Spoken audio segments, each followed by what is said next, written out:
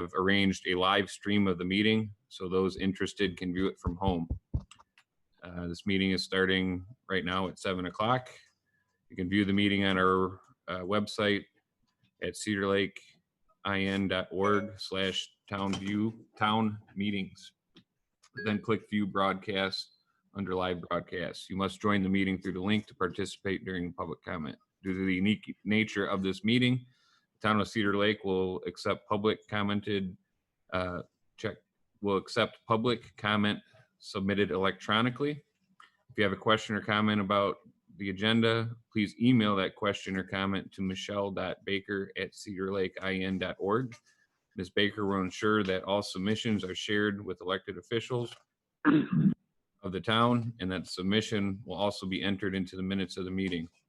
Please keep your comments civil and constructive to the policy issues on the agenda. Roll call. You gonna do the pledge? Yes.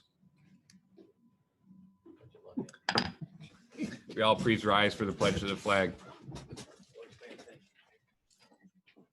I pledge allegiance to the flag of the United States of America and to the republic for which it stands, one nation, under God, indivisible, with liberty and justice for all.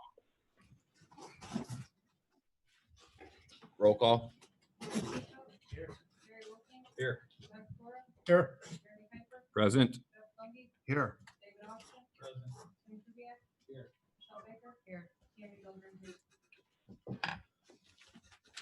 Okay, reading the minutes from May 14th, 2020 public meeting. Are there any additions or corrections?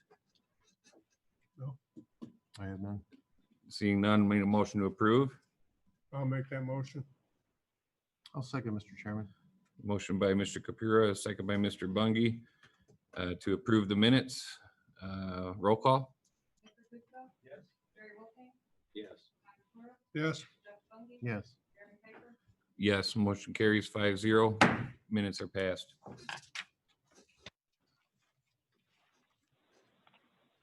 Old business, item number 1, daily special use variance. Owner Cedar Lake Commercial, 9700 Industrial Drive in Cedar Lake. Petitioner Richard Daly, 12841 Wicker Ave in Cedar Lake in the vicinity of the same. Special use variance is to allow the petitioner to operate auto exchanged, a used auto detailer, a B3 use, and a B2 zoning district. This was deferred from the March and the May 2020 public meeting. Counselor. Thank you. Do we have a petitioner for this item this evening? Have we had any correspondence? No, sir. At the last meeting, there was a motion made that they were to get in touch with the building department staff and arrange for a meeting with the property owners to attend also. Did that happen at all? Mr. Kubiak, no? No, they had made zero contact. I just walked, take some pictures of the property as I said I would. But they never did reach out. Okay. Well, we can move with this item without the petitioner, or we can do a continuance. I have a couple questions. Yes. You went and looked at the property?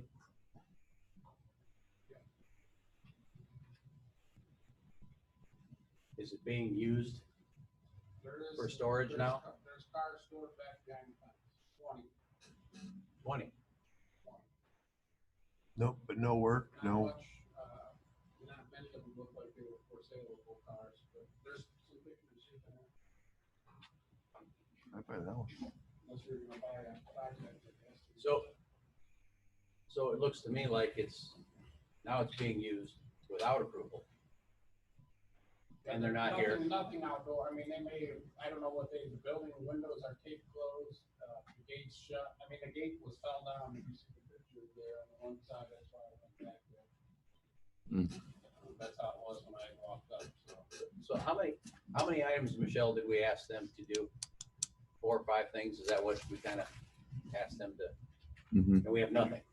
Zero. They It's the asphalt on the parking lot.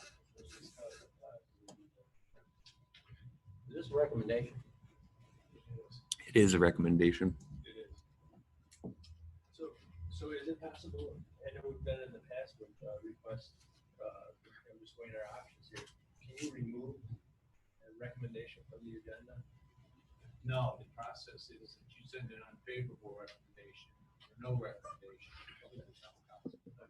If we choose not, well, Yeah, and so our options are we can do that. We can send a recommendation to the town council. We can defer it and see if they come back. But that's, I think those are our options. If there's no discussion, I do want to see if there's any remonstrators for it. Are there any remonstrators for or against this variance?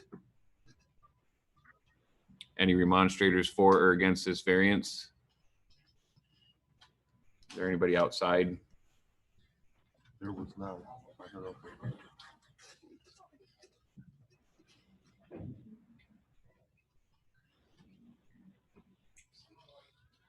Nobody is outside. Ms. Baker, are there any correspondence via email or electronically for this item? No, sir.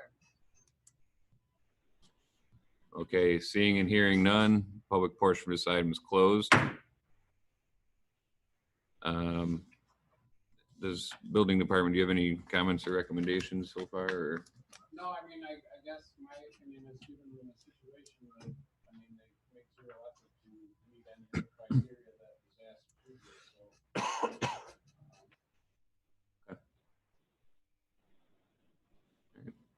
I'd like to make it easy, Mr. Chairman. Yes, sir. I'd like to send an unfavorable recommendation to the town council.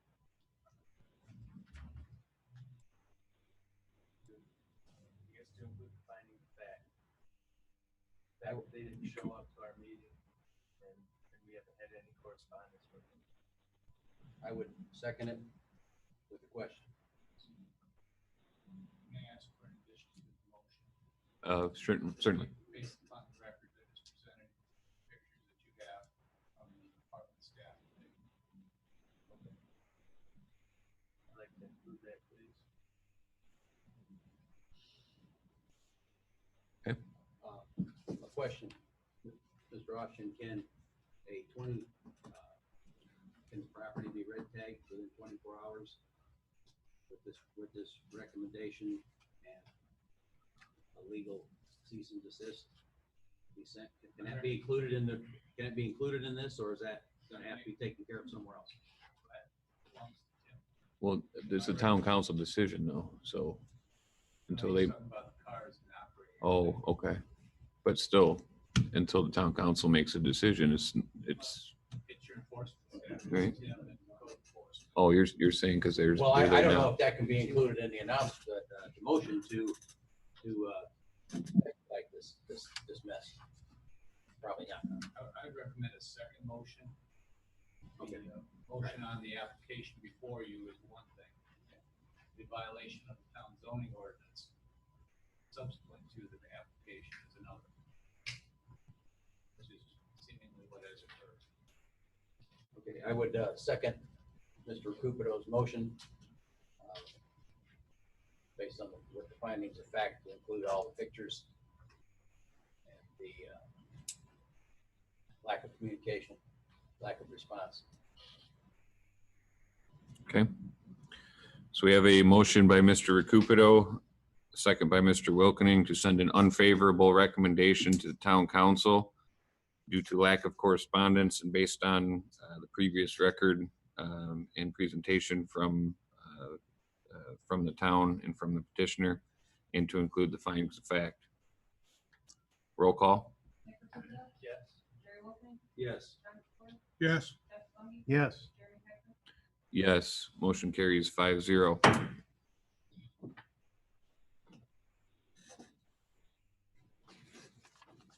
So this is a place to make another motion.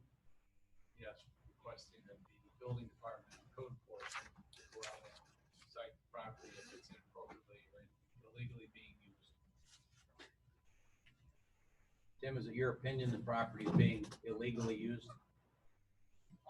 Yeah, I guess. I mean, I know they were thinking they were renting it. They brought some stuff over. What kind of activities going on there? I see none, but yeah, it needs to be gone. So At this point, I mean. So you're good, you're good. With this denial, it needs to be gone now. I guess after the council agrees with your recommendation. Up until that point, I would say, I mean, if they were renting the building and did what they're doing, they're on the borderline. But once the council affirms your decision, then we will notify them. The stuff is there. But they're not operating as a dealer, which is the use. We don't know what they're operating at. Oh, They're operating because now it's a storage unit. The town council meeting is Tuesday. Would everybody here agree the pictures reflect a stockyard or a yard? Yes. Salvage yard is occurring here in some fashion. Is that a permitted use in the zoning district? No. Keep it simple. You don't need to be thinking about it, in the grays that jump at us. But a motion to have something done immediately is not for here, for the building department. You can, because you make some record here, and that gives Tim some more teeth. Bigger stick. Gary's a big one, but BCA heard this evidence and saw the pictures, they presented it. I agree with that. I agree with what you're saying, Gary. Yeah.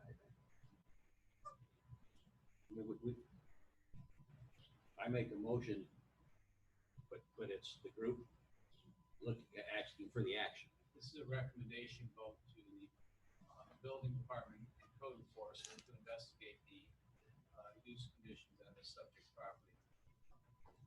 Okay, so You'll decide what it is if you see it. I'm gonna make a you'll motion. decide it I'm gonna make a motion that added to the unfavorable recommendation to the town council that cease and desist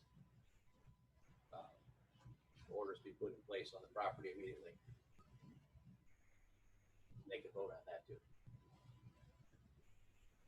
even though it's wrong right now. There's gonna be more stuff there. They've already started accumulating things, so. So, a separate motion to recommend action by the enforcement and building department in the town, based on what we've seen as far as it being already used. Is that accurate? Yes, that's accurate.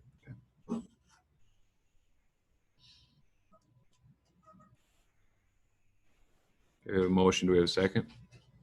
I'd like to second that motion.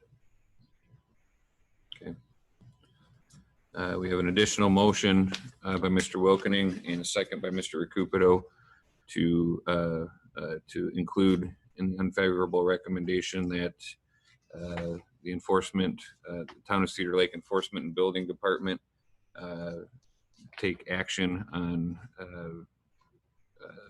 the property being illegally used based on what we've seen in recommendation of the or the observations of the building department. Roll call? Yes. Jerry Wilkie, Yes. John Ford, Yes. Jeff Funky, Yes. Jeremy Becker. Yes, motion carries 5-0.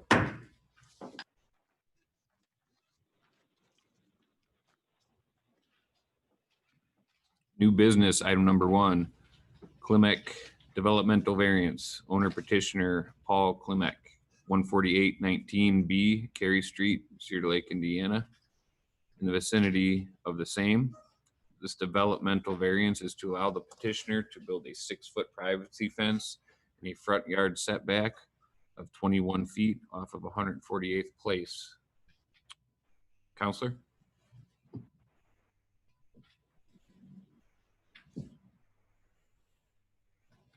Legals are in order, the public hearing may be conducted. Thank you. We have a petitioner for this item. Please come up to the podium and state your name and address. Good evening. My name is Paul Klimek. and I reside at 14819B Cary Street in Cedar Lake. Thank you. And go ahead with your request. Well, what I'm requesting is to back to front, my house runs east to west. And instead of running my fence directly off the southern edge of the house east, I want to come out approximately 8 feet, I believe. Maintain that 20-foot, 21-foot offset from the public sidewalk. And instead of coming directly off the back of the house, approximately 10 feet off the back of the house. And I understand that that's considered the front. But it's to me, it's a sided house. Sure. Okay. Mr. Kubiak? There's pictures there. This is consistent with a couple of the other requests in that actual subdivision there. I took a picture. You can see, I don't know if you can really see it in that picture, but there's if you look at there, there's a stake where that 21 feet is. Right here. Right there. Yeah. It doesn't block the vision of the roadway or anything. I mean, it's approximately 8 feet past the corner of the house. The house about 31 feet. So, 10 feet whatever, but that stake that's in that picture is at 21 feet off the back of the sidewalk. So I mean, this is where we do allow a 6-foot fence, 50% open. So you're proposing vinyl? Yes, yes, sir. Yes. So I mean, again, since there's a couple other ones in the neighborhood and it does leave that 21 feet.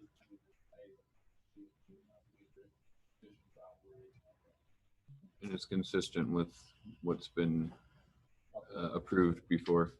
Okay. Okay. Any other board discussion? Sure. I just have a question. So, Tim, the only reason why this is coming is because it extends 10 foot off the house. You got to maintain that 30-foot building line. In order for him to build this, according to your ordinance, it has to be 50% open and wants a privacy. Okay. That's what makes this different than the rest of them we've approved. No, the couple that we had, that you guys have approved were the same exact situation. They were vinyl fence, 20 feet. I believe the other one was 20, the other couple were 20 feet. In the front yard. The other front yard. The other front yard. Okay. Any other board discussion? So just to be clear, you are asking for a full privacy fence, not 50%. Yeah, full privacy, yes.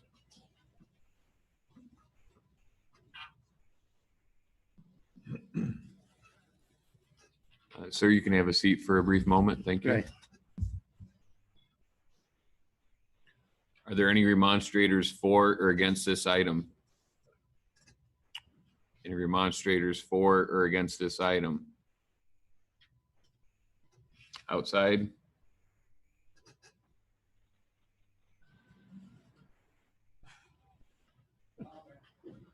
Nobody's outside. Ms. Baker, has there been anything submitted electronically for this item?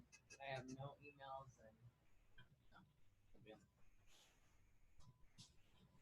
and. Okay.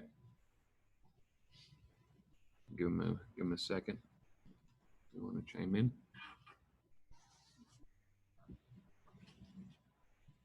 Seeing or hearing no remonstrators, public portion of this item is closed. I'll ask the petitioner to come back up, please.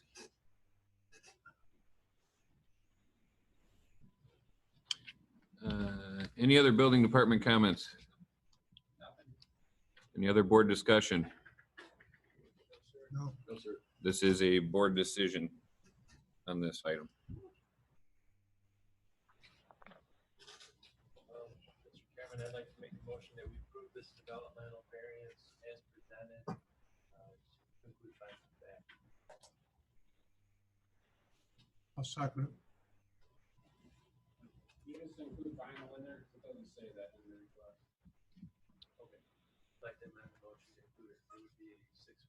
vinyl privacy fence. I'll still second. Thank you. Okay, we have a motion by Mr. Recupero, second by Mr. Capira, to grant the developmental variance as requested to allow the petitioner to build a 6-foot privacy fence, vinyl, in a front yard with a setback of 21 feet off of 148th place, and to include the findings of fact. You understand the motion, sir? I do.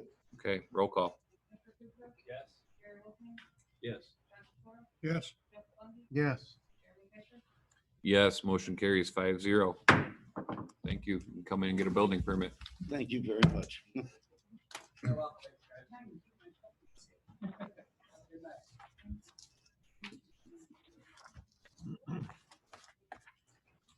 You don't want to stay for the rest of the meeting? It's better. It gets better. New business item number 2. Shimmikel. Sorry, am I saying that correctly? Developmental variance, Eric and Dawn Shimmikel, 149-43 Ivy Street in Cedar Lake, in the vicinity of the same. This developmental variance is to allow the petitioner to build a fence in a front yard of a through lot. Counselor, Legals are in order. The public hearing may be conducted. thank you. Is there a petitioner for this item? Yes, he is doing. I'm allowing him to talk. Can you hear me? Yes, go ahead. Please state your name and address for the record. This is Eric Schmeichel. I live at 14943 Ivy Street, Cedar Lake in Linway Development. And go ahead with your request, please. I'm requesting a variance to put a 6-foot privacy fence, kind of like the rest of the ones on the street, because my backyard, which is also considered a front yard, butts up to Parish.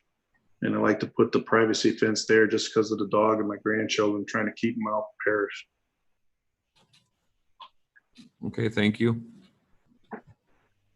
Mr. Kubiak? This is, I have a couple pictures here, but this is very consistent with the other requests along there, same. I'm just connecting them all together, aren't they? They all follow the same They're draw. all same path, same line. No problems at all. Okay. Any other board discussion? No, sir. Okay, seems pretty consistent with what's there and what we've approved before, so. It'd be a white vinyl fence, I'm assuming? Sir, would it be a white vinyl fence, or what would be the construction? Oh, I didn't hear it first time, but yes, it would be a white vinyl fence. Most of the fences along Parish are white vinyl and look just like that. Okay, thank you. Any other board comments, questions? Are there any remonstrators for or against this variance? Any remonstrators for or against this variance? Outside.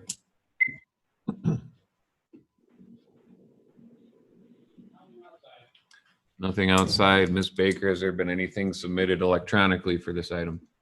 No, and I have no intent to. You've been checking email too, right? I'm checking. Yep. Okay. Seeing and hearing no remonstrators for this item, the public portion is closed. Anything else from the building department? Nothing. Any other board discussion? I just had one question. Are you going all the way back to your back property line? Miss- Okay. Yes. And Mr. Schmucker, you realize there is a drainage easement that runs virtually the whole length, the front Parish side of your property? Yes, I do. Okay, and any fencing that's built over that, you're at peril if the utility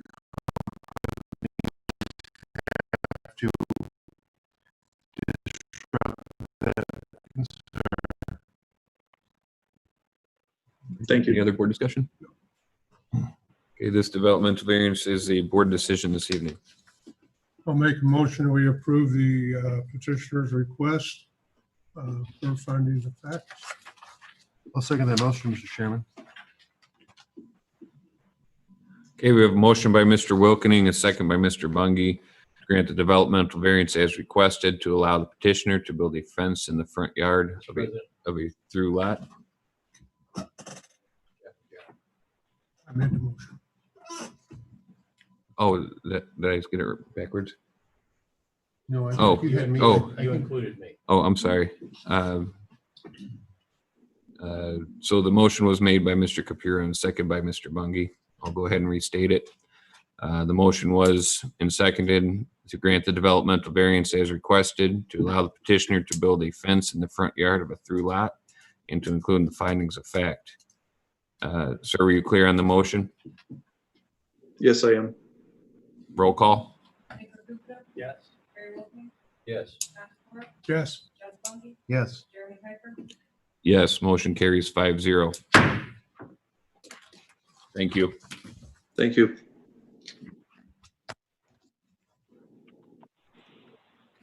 New business, item number 3, Larson use variance. Owner, David and Amy Larson, 9621 Eagle Crest Court in Cedar Lake. Petitioner, Howard Skorka, Skorka, Skorka, yes. 714 Colfax Street in Lowell, in the vicinity of 9720 West 133rd Avenue in Cedar Lake. This use variance is to allow the petitioner to have 6 picnic tables for outdoor seating. Counselor. Thank you. We have a petitioner for this item. Yes. Please come up to the podium, state your name and address.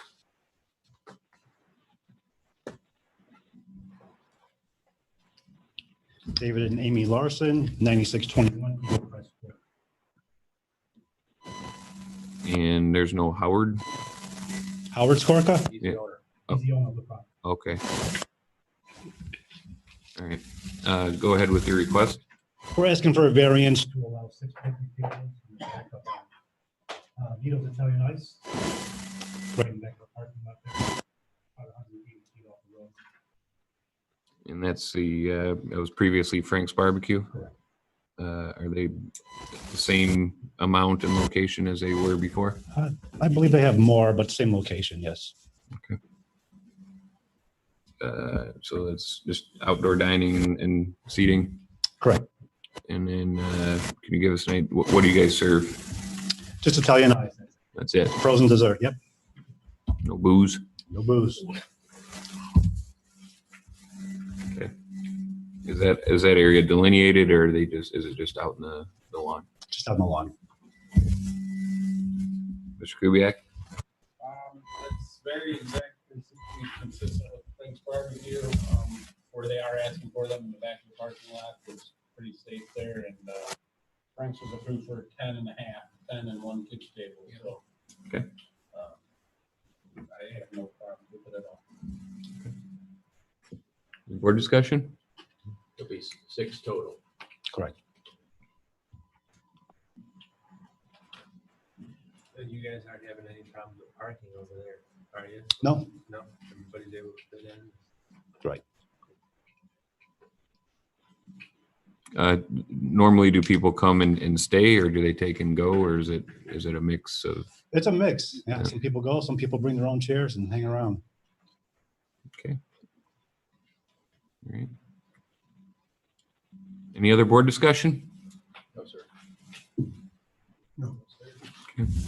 I'll ask you to take a seat for a brief moment. Are there any remonstrators for or against this variance? Any remonstrators for or against this variance? Anybody outside?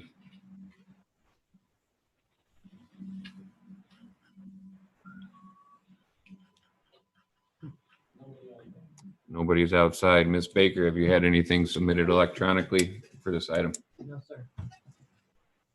Thank you. Seeing or hearing no remonstrators, public portion of this item is closed. I'll ask the petitioner to come back up, please. I said brief. So you'd be seeing for a brief. We need to build a little penalty box. Should stand on the X. Anything else from the building department? Any other board discussion? This is a use variance, so this will be a recommendation to the town council. Mr. President, I'd like to make a favorable recommendation to the town council for this use variance to allow petitioner to have 6 picnic tables for outdoor seating. They're Italian nice business based on the findings and fact. Second motion. Okay, we have a motion by Mr. Wilkening, a second by Mr. Recupido. Got To, one thing to add, just to add as presented in the back of the lot there, so there's I'll amend my motion to include 6 tables total to the north of the parking area. as- As presented. yes, no alcohol. that too. To include no alcohol. And do we still second that, Mr. Recupido? Without the alcohol. No, I was gonna change my- yeah. Okay. We have a motion by Mr. Wilkening, a second by Mr. Recupido to send a favorable recommendation to the town council for the use variance to allow the petitioner to have 6 picnic tables for outdoor seating as presented with no alcohol and to include the findings of fact. You guys understand the motion? Understand. Okay. Roll call. Yes. Yes. Yes. Yes. Yes, motion carries 5-0. You guys will be on the town council agenda on the 16th. Sounds good. All right, thanks for coming. Feel free to stay. You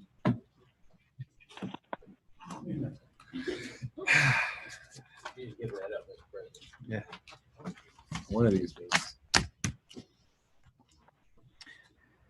New business item number 4, Braun Developmental Variance. Owner petitioner Raymond Braun, 8706 Truman Circle in Cedar Lake, in the vicinity of 8706 Truman Circle. Developmental variance has allowed the petitioner to build a 24 by 22 foot attached garage with a 3-foot side yard setback. Counselor Austin. Legals are in order, the public hearing may be conducted. Thank you. We have a petitioner for this item.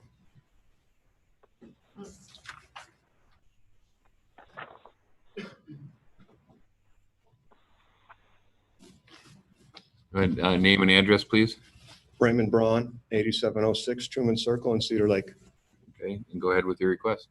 I'm petitioning to build an attached garage 24 feet deep by 22 foot wide, which is going to fall within 3 feet of the side yard property line. Okay. Mr. Kubiak? Last year, or probably 2 years ago, I Yeah. built in a little addition, back porch on the back of this house. I fixed it up pretty nicely. The lots are tight in there. Unfortunately, I didn't make those, I didn't take pictures of this one today, but he's got a fairly decently deep lot. It's just narrow, so I mean, he's been improving his property greatly, and he needs a place to put his stuff inside, and if it's any sign of what he's done with the rest of the house, he's heading in the right direction. Is the house already close to the side yard as well? Is that, how close is the house to the side? 6 feet. Yeah, 6 feet to the west side. And I'm going to be adding the garage to the east side. You see how his lot is there, how it's 20. to the circle, it's going, it's getting narrower as Mm, it's coming mhm. to the front, so that's why he's running into that. What's It's the pie shape that's causing the problem. what's on the other side of that 3-foot with your neighbors? Oh, they're probably, their house is actually set farther back than the garage will be. And they have a side yard or a side porch is probably 6 feet. So they're probably 10 to 12 feet from the line, roughly. I didn't measure their Okay. property, so. Anything else, Mr. Kubiak? I Any board discussion? No. Not right now. Trying to find it on the GIS. Okay, sir, you can have a seat for a brief moment, please. Are there any remonstrators for or against this variance? Any remonstrators for or against this variance? Is this a beige colored house? Fireplace in the back? Did you see the survey? I'm not. No. One west of that, but it's tan.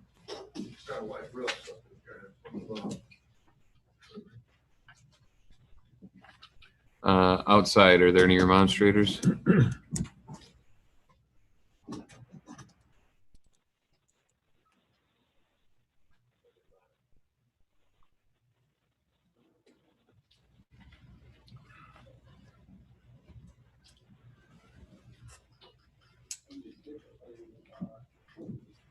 So that's a no. No remonstrators outside. Ms. Baker, has there anything been submitted electronically for this item? No, sir. Okay, seeing or hearing no remonstrators, public portion of this item is closed. And the petitioner, you can come back up, please.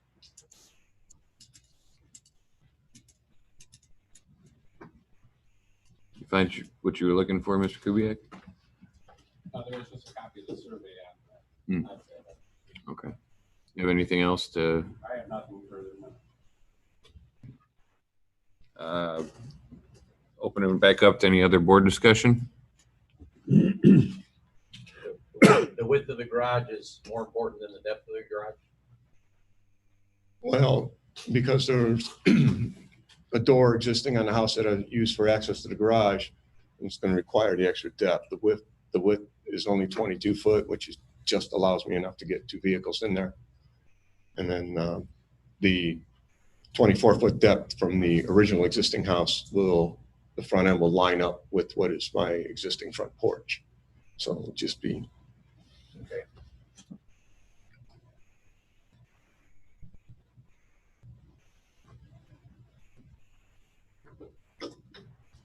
So the garage will be in the front of the house? It will be alongside the addition that I did a few years back. And then I put a 16 deep by 14 wide addition. And then there was an 8-foot covered porch. So the garage will line up evenly. But yes, in the front yard.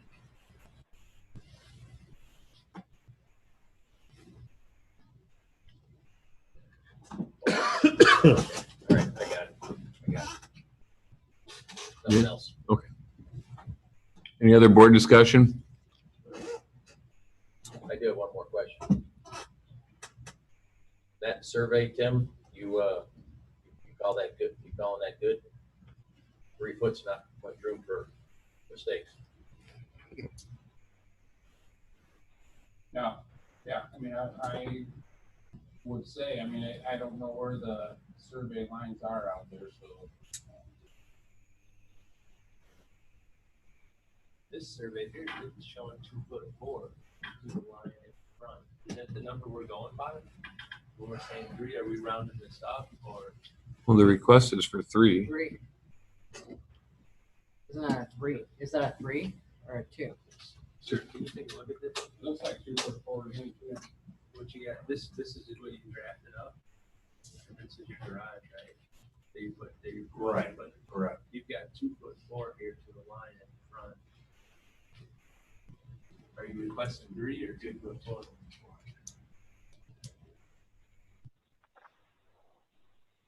And originally set it up, I had originally requested 3.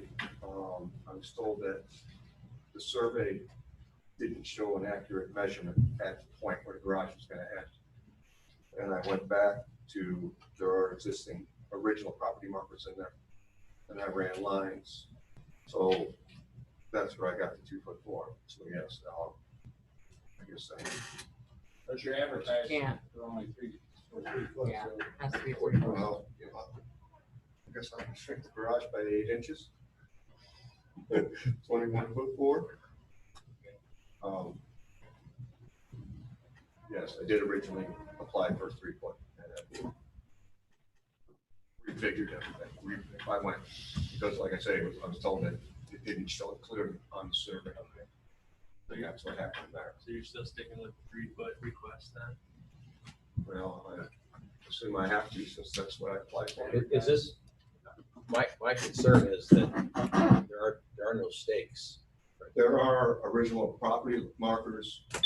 The actual pipes in the ground from however many years ago are still present. They're on the west side. On the east side, there's one in the back.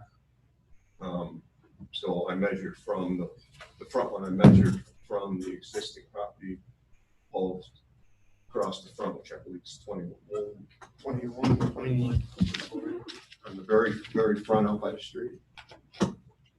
23.4 is what it is out by the street, and I measured across that. Are you not concerned at all that this could be on somebody else's property? It will not be on this property. I'm not concerned at all about that. Absolutely not. Because these, like I say, these markers are original from my neighbor to the west had a stake survey and actually dug up the one between our two houses. And it is the original pipe. They're actually pipes in the ground. And I have one of those in my backyard on the east side. And then between us all the way out by the street, those original markers are still there. Will this new garage, that wall line up with the house wall? Yes, On sir. that side, they'll be in line. On the, no, Well, you're requesting a 3-foot. no. Because the original house is 22 foot wide, 23 foot wide. We'll actually be going, I don't have that measurement on here now. 23 foot, that's 16 foot, 7 foot. It's like 16, yeah. Right. Right, yeah, yeah. From the original house. The 22 foot is from the addition that I did before. That's been, I believe that's been 3 or 4 years now. But I'm positive that I will not be encroaching on their property at all. That's a question for the building department. When there's setback, requests, variance to the setbacks, and stuff we do in town, I understand how it's working on this petition because it's 3 foot in the narrowest point. But when somebody requests, 4 foot, is that always going to be the shortest distance that we're going to go by? On a pie shaped lot, it's always going to be the shortest distance. Yes. Okay. Yeah, it's not going to be an average. It's always going to be. Right, so the back of this garage is obviously bigger by Yes. 2 feet. Okay. It's always Yeah, it's just that very front corner that's giving me the issue. So do you have any, you work in fire, right? Fire rescue, all that stuff. You don't have any problem with this setback? That's why I asked about what was on the other side on the adjoining property. Lot 13, Lot 12. he's lot 12. There's not a fence between you and the neighbor to the left, is there? He's 13. the He's neighbor's 13. 12. He's 13. The lot to the east is lot 12. Yeah, that's a good point. Is there a fence on that? There's a fence from the front of the house back. Both backyards are fenced in, yes. So the fence would. In the backyard, behind the house. From the, yeah, the fence comes right to the front of the house and then fenced all the way to the back. And my entire property is not fenced in, theirs is.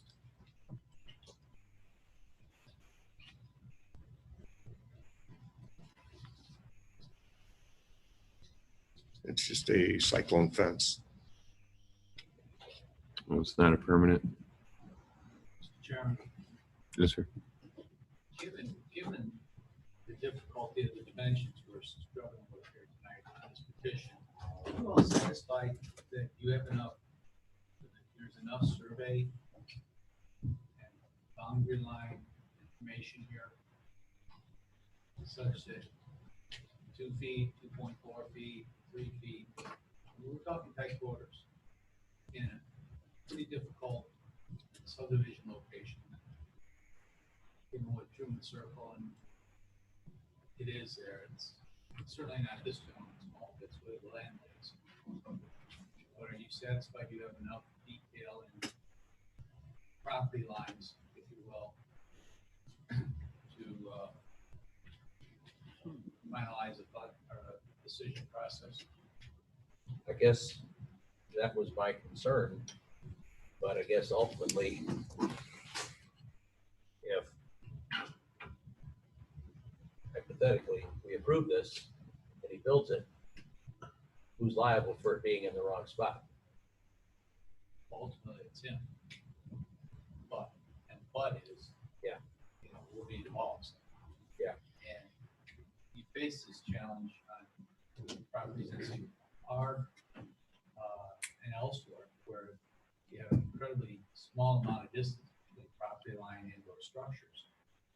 And it's not easy, but you're gonna make the decision to get enough information. That's really what it is. The GIS I saw on Nick's computer, that building next to you, is that partially on your property too? There's a rectangular building. Is that property line? Come up here. I mean, that, it looked like it runs through the corner of the roof. You're talking just to the west, right?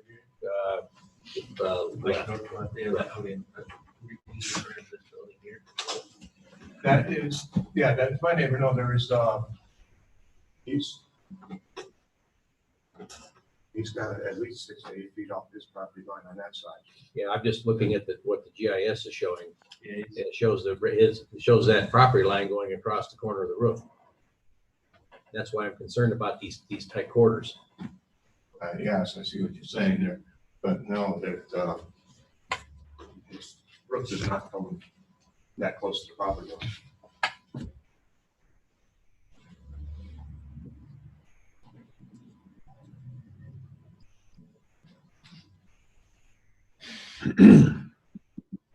And you have not had your own survey done? I did when I did my addition. That's what this comes from. This is from that survey that they did. Have the page with the date on it or not? Should have been.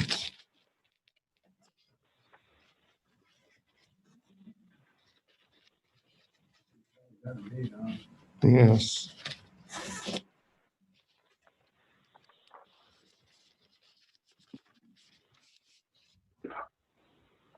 It's not the full survey, so we don't have the full page.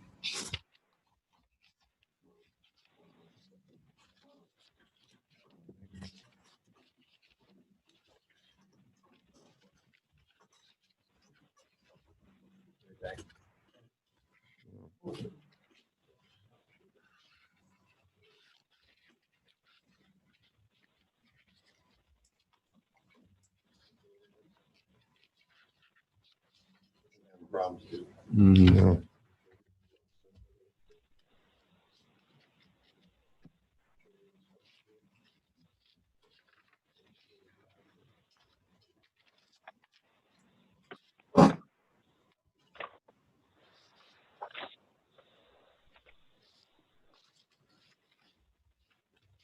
Mr. President, Yes. my only concern with any of this is the numbers are right. What you want to do here, get it, put a garage up, I get all that, but the numbers being a little, I do understand that it's very tight. yeah, it's tight, and this says 3, but what we have here says 2.4. Right. That's, we're already in trouble right there anyway, aren't we? No? Or he's gonna have to. Yeah, he's gonna have to make the garage 21 feet instead of 20 feet. I mean, the only thing I can recommend if everybody's concerned about the 3 foot is that he provides us, he'd have to provide an as-built copy of the survey when he's done, showing that it's 3 feet. Right, yeah. Isn't that too late?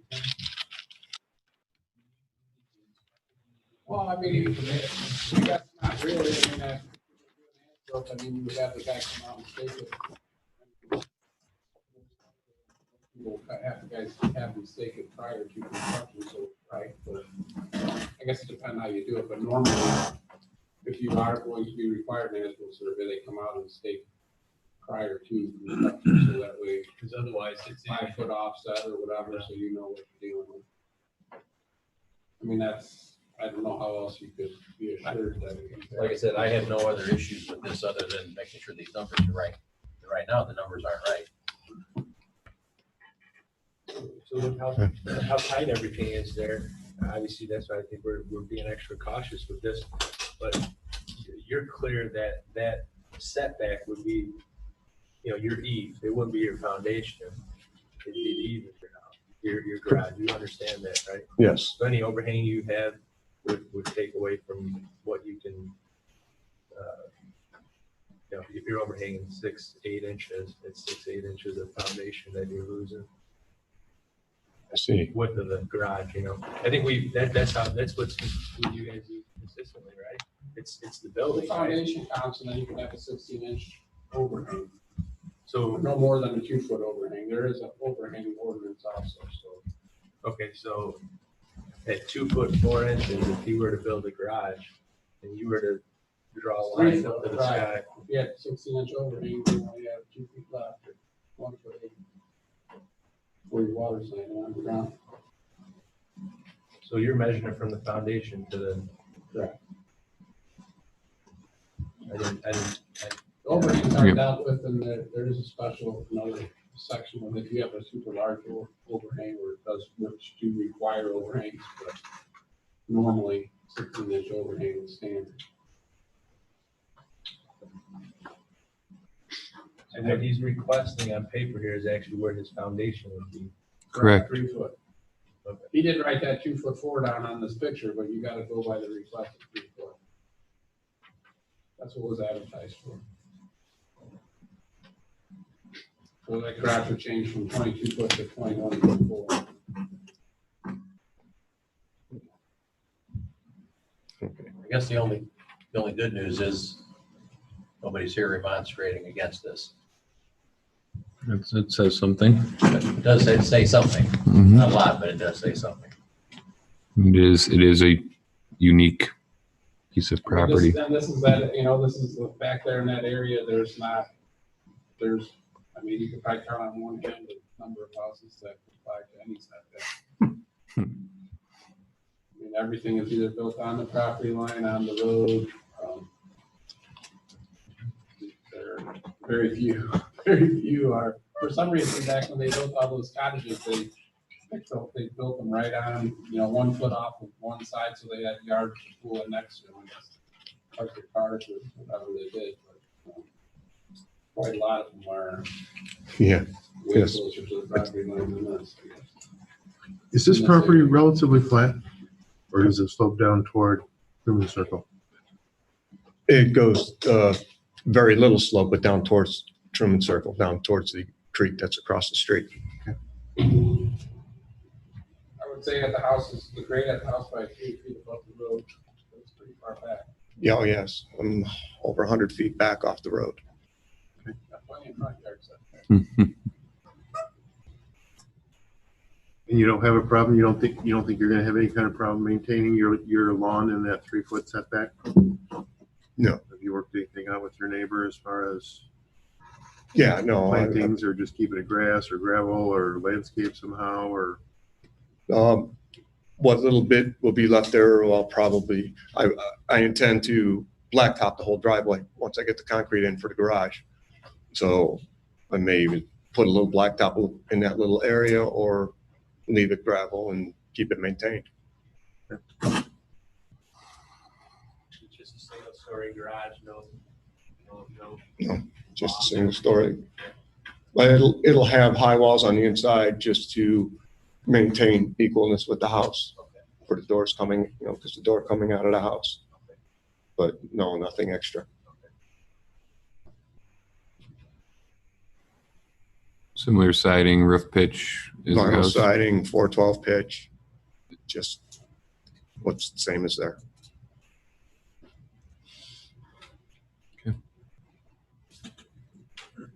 Anything else, Mr. Kubiak? I have nothing further. Any other board discussion? I don't believe I have anything else.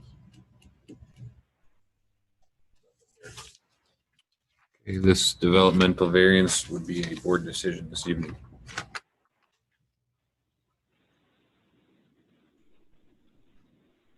The approval would have to be for a 3-foot setback. Correct? As advertised and applied for.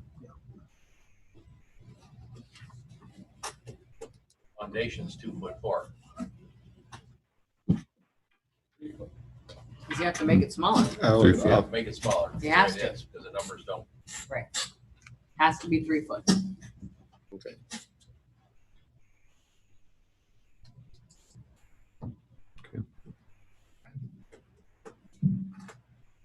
We're gonna recommend 21 foot because he's got 4 inches there.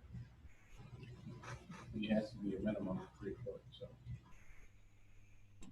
21 foot it is. That's what. 21 foot gives you 4 inches of, and then you're not. Now's the time to ask to make it a little deeper. I can't go deeper. I'd have to come too far forward, which pulls me even closer to the line. I can't go any farther back because the existing house is there. Right, it would just get smaller. Yeah. What a price sheet there. He needs a garage he can drive through. Can't get Door on No, each end. there's a hill back there. I Right in the can't. middle. I'd have to put a ramp in there.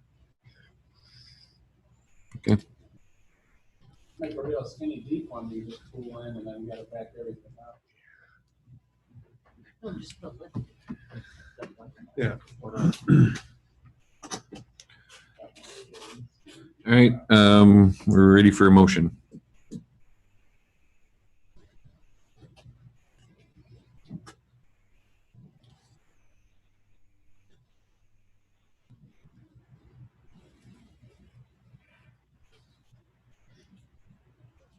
Well, Mr. Chairman, I'd like to make a motion that we deny this developmental variance. I believe that the garage is too close to the property line.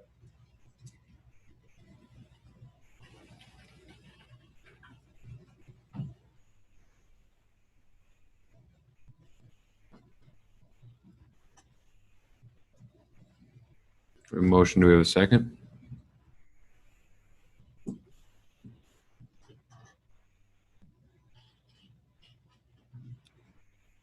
The motion, do we have a second?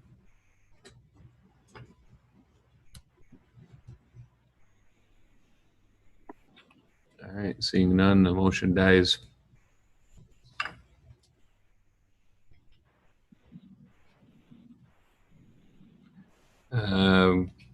Anybody else care to make another motion?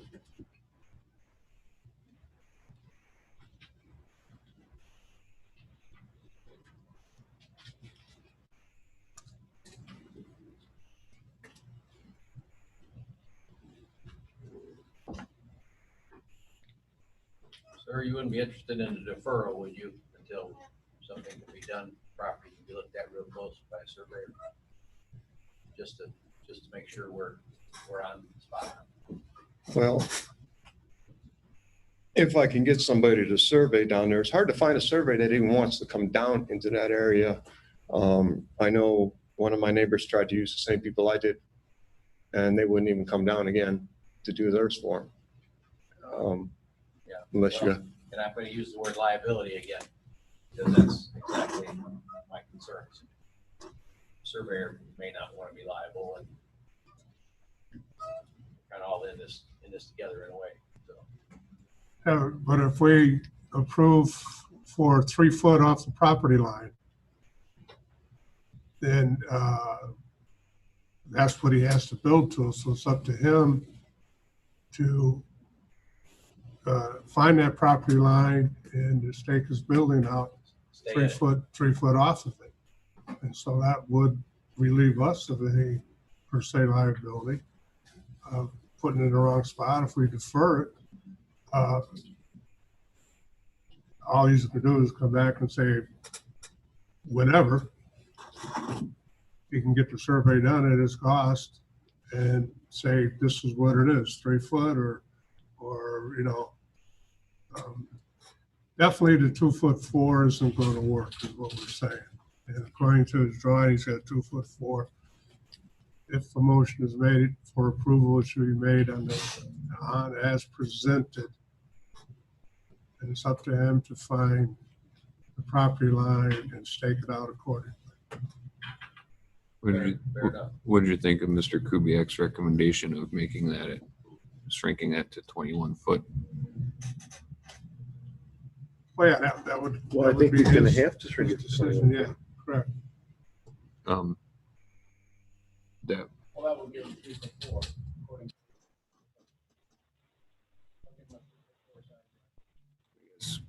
I guess it could be whatever, as long as he maintains a 3 foot, right? Right. It could be 19 feet, whatever the 3 foot comes to. You know, off that property line, it could be 21 feet, it could be 19, it could be 22. We don't know exactly what it is. Or not knowing the property. So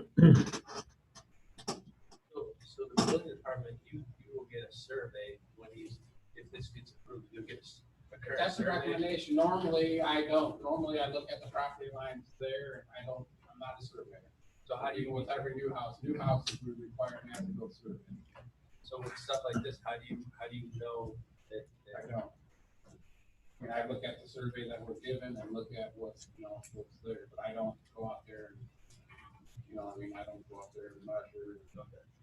Normally, there's a fence or there's, something there that's pretty, that's in the ballpark, but I don't.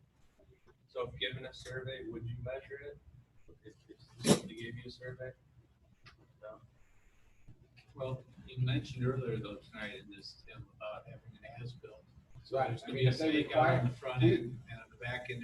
We do require an as-built survey for all new homes. We do not require them normally for this situation, but if you want to make that a part of your motion, we would have an as-built. But that could be a reasonable condition here, given the tightness of. That's why I brought up that we could see.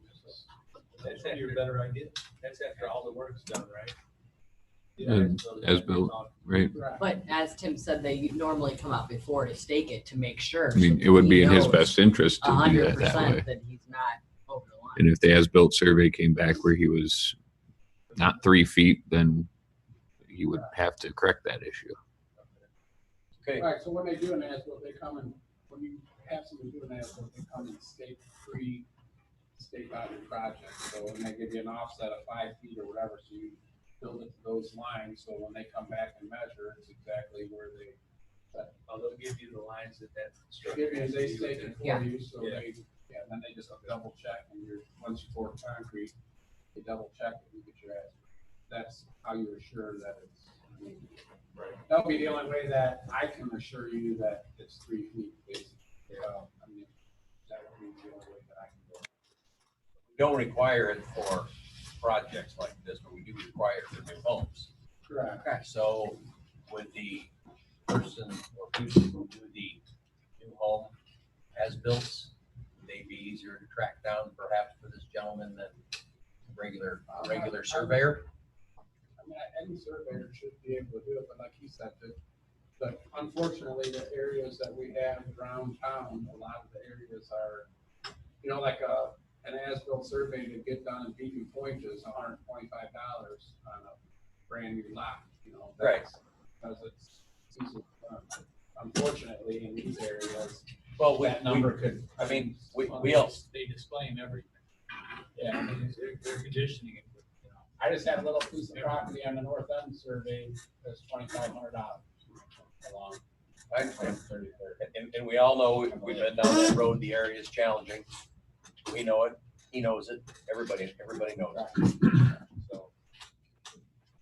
Well, Again, looking at the area, and that's kind of my thing with the, in this particular area, I don't know, obviously it's an important factor to make sure you're building on your own property, but if he's got stakes that are there for 1,000,000 years, chances are pretty good they're right. And if he ends up being 2'11" off of that line instead of 3'1" off of that line, I guess that's what we're determining, That's up to you guys. so a pre-construction as-built would satisfy. If he's requiring an as-built, that means he has to have something, he's gonna show us that they're. You're good with that, you're good with that. pre-construction as-built? Oh, no, just an as-built. Yeah. There's no such thing as a pre-construction as-built. Okay, If she provides us with an as-built survey, that means that they will stake it. I guess the terms confuse me. As-built is past tense. As-built means that you get a survey showing you exactly as it is built. So. As it will be built. As it is. As it is. No, No, it will be built. No, because once it's there, we're done. I'm just saying that a part of the process of getting an as-built survey is staking it prior to building. That's the foundation for the as-built. Yeah. It's the only way an as-built can be done, is if it's staked. Okay, front end. all right. But So you it have to- encompasses a pre-construction layout. Like, Yeah. exactly. Every new house that's built, they come out and stake. All right, they put it where they show it, so they put it where they say to put it, and then they come back and double check that it is where we put it. But it's not saying that somebody doesn't mess up and there's a 5-foot stake and somebody puts a 3-foot, then that house is 2-foot moved over. I mean, that's. So in the motion, 24 by 22 is not correct. It'll be I don't think 24. so. I think it's just to maintain a 3-foot side yard. It'll be 24 by 24. To be But 21, yes, 24 down, by take it down to 21. Everybody's good with those numbers? No, No. I don't want it to say 21. I just want to say 24 by Exactly. whatever By width 3-foot allows setback. him to maintain his Right. 3-foot side lot. He's okay. So that, He's completely okay with the size of the structure. All that needs to be, I mean, basically all he needs is that side yard variance, so 3-foot side yard is all you really need to be worried Yeah. about. The Correct. size of the garage is well within his limit, so there's no. yeah, but you I'd can't have been- approve as I'd have presented been good with because 30, 60. Right. you can't approve as presented because it says the width of the garage. What I'm saying is the depth 24 foot is fine, but you say the width should be, the width should equal, it should be no wider than to allow a 3-foot sideline. Whether it's, I don't want to say 21 feet 2 inches or 18 feet 5, I want him to figure it out. Just a 3-foot Three. side yard That's it. setback. Side yard. That's That's it. it. That's it. Exactly. He might, yeah. Mr. President, I can make a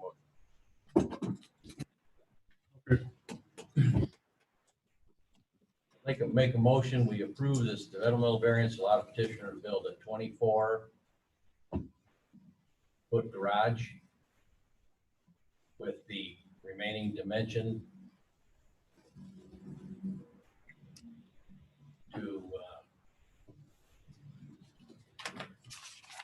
fit with a 3-foot side yard setback based on the finding of fact, and to include an as-built survey. Findings of fact. We'll say that right, Mr. Rushing? You got it. Okay. I'll second it. Okay, we have a motion by Mr. Wilkening, second by Mr. Kapira, to grant the developmental variance to allow the petitioner to build a 24 by whatever is required to maintain a 3-foot side yard setback, to include the findings of fact, and also that the petitioner provide an as-built survey for the once the project is completed. So do you understand the motion? I You do. have any questions? My only concern is being able to find a surveyor willing to come out there and take care of that. What if I run into an issue with these people? Like I say, I had to do it for this other one, and they wouldn't even come back for one of my neighbors. Mm. And I don't want to run into a problem with I think finding the a chance of survey. them coming back for a project they did 2 years ago is probably good, Well, I'll give since them. they've done yours already. Okay. Now, I If do they've need, done your survey and the stakes are there, they can, it's a simple project for them, they can go off of it. I hate to use the word easy money, but the as-built for you should be easy money for the same people that come back. That's my opinion. well, I will definitely contact them. And they need to be contacted before I start the project? Well, Or- if you ask for you're just telling them you're gonna need an as-built survey showing you have a 3-foot side yard. Okay. So they'll come out and identify that 3-foot side yard for you prior to you starting, so you don't have to rip stuff out later. Okay. Then I understand They'll everything. come out Okay. and stake it, and then they'll come out and verify that there's actually. What it is. Okay. Roll call. No. Jerry Wilkie, Yes. John DeMore, Yes. Jeff Longi, Yes. Jeremy Hager, Yes, motion carries 4-1. Thank you. Thank you.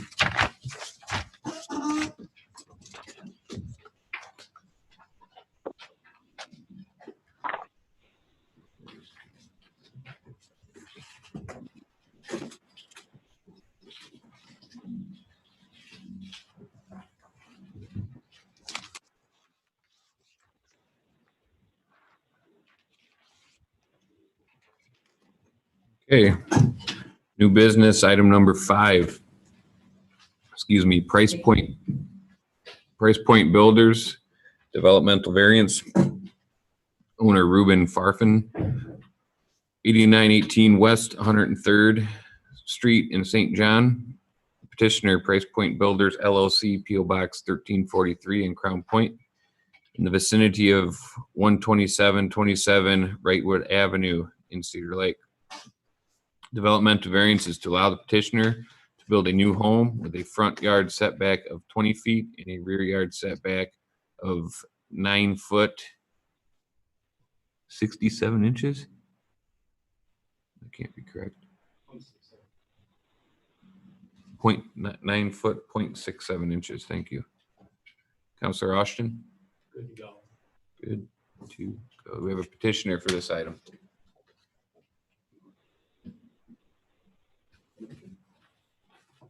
Price Point Builders. Bruce Young. Homeowner Ruben. And your address?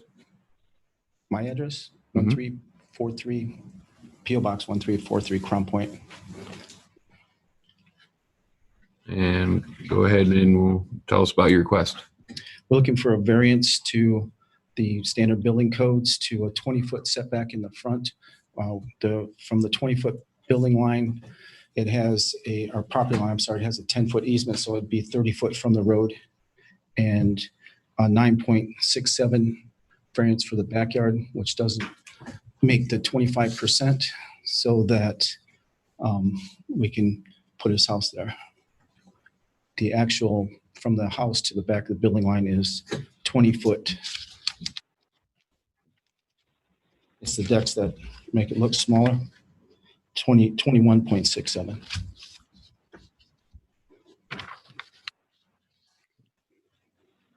Big a house is that you're proposing? Square footage? Upper is 17 to 1,800 square foot, give or take, and the lower level is 1,600 square foot.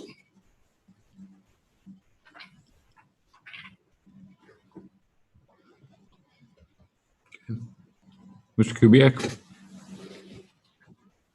Well, I mean, it's not a real deep lot. It's a real long lot. There's quite a lot of room there. I guess my concerns are that there's that Havenwood subdivision outlot D is a pretty major water thoroughfare. And to build within 9 feet of that back property line makes me kind of nervous to think that, I don't know how much water gets in the rear of The of this GIS, property. yeah, I'm sorry. Yeah. The GIS and the Army Corps says that it is not floodplain area. There is no floodplain. So Well, I don't we're, know if it's floodplain, but there's a lot of water.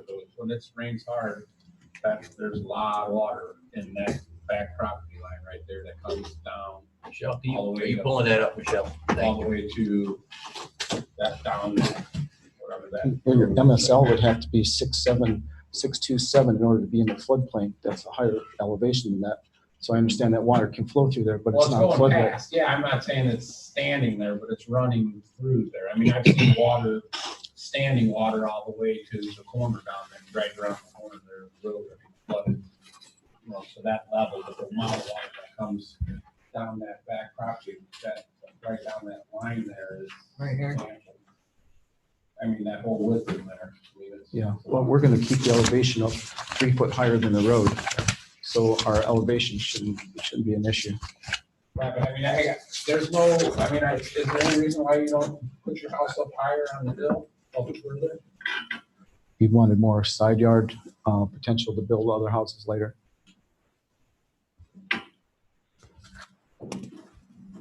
What's the square footage, Michelle, of this piece of property as it exists on here? 29,000 square feet. 29,000 square feet. I mean, Is this in the Hazelwood subdivision? No, Is that emergency exit from Hazelwood? Is that, no? it's further west, east, back behind the Shane's Bar. Okay, If you go back there and then back west and then north. It's a dead end road up there. It's back by the Crater Lake, by the lake back there. All the way in the back, kind of back window.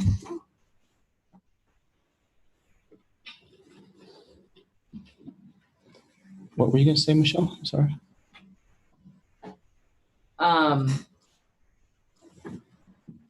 I have concerns with the additional houses and we had, I'd had a conversation about the Yeah. additional houses and. Yeah, how he was these thinking in the lots- future for his kids. Yeah, But depending on how you divide these, and that's what my point was at that time, is that you will then make this lot legal non-conforming, and it would not have received a variance for the things that it needed a variance for.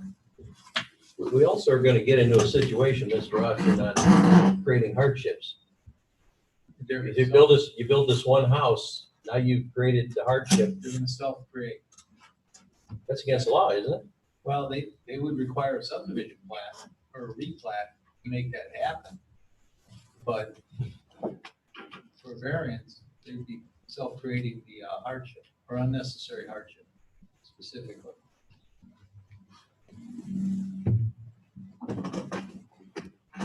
There's a bit of case law on that.